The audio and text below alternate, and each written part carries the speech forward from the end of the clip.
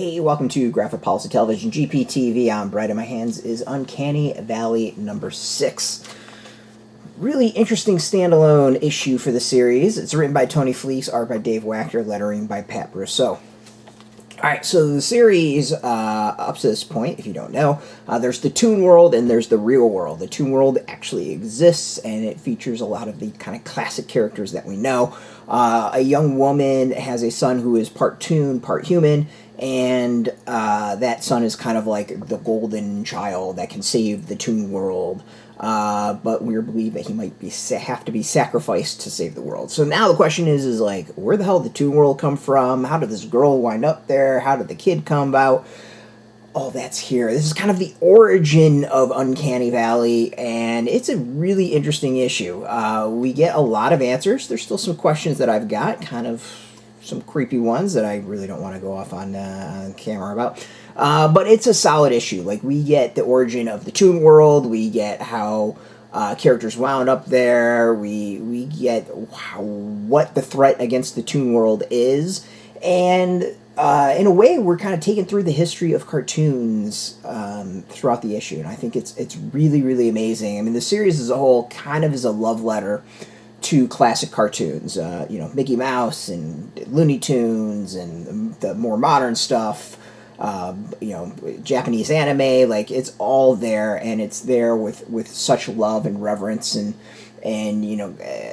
clear, like, this stuff is kind of put on a pedestal in many ways. So this issue is interesting in that it takes us through the history, a lot of it, and builds this history of the Toon World, and I think it's really, really interesting like that. Like, the Toon World existed along with ours. Like, it was just something that was created along with ours, and kind of saw the many issues that we saw.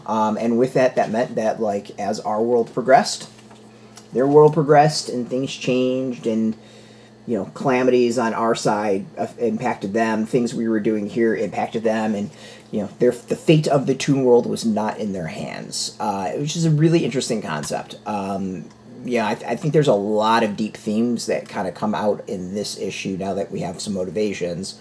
I think there's also some really interesting history that probably should be examined, of just kind of the history of popularity of cartoons and what type of cartoons were coming out and what was going on in society at the time. Because let's face it, like, cartoon films of today are not like they were. We're not getting these, like, epic classics of the Snow Whites and Seven Dwarfs and Cinderellas and just, like, the classic Disney stuff.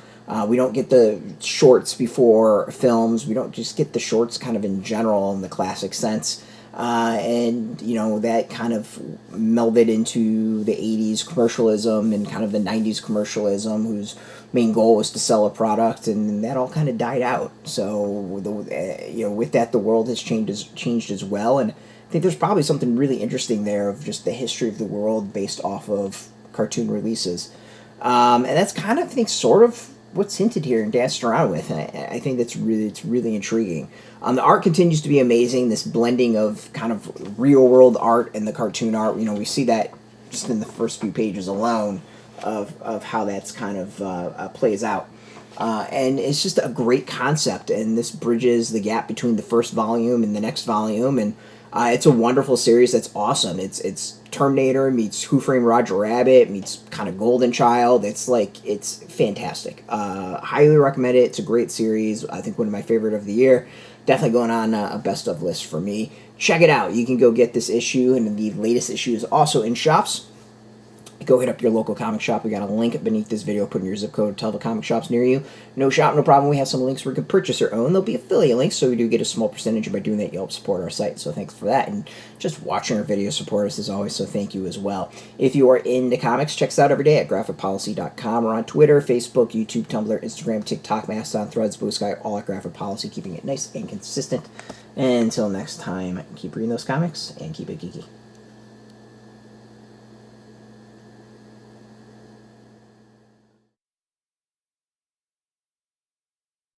Hey, thanks for watching the previous video from Graphic Policy Television. Just by watching, you help support our site. Thank you so much. Now, if you're watching these videos, you probably care about geeky things like movies, television, comic books, toys, games, video games, you name it. You can go and subscribe right now to our YouTube channel to stay in touch and catch all the new videos, or check out our website at graphicpolicy.com. There's a nice link on this end of the video. But as always, thank you for watching. Keep on rocking and keep it geeky.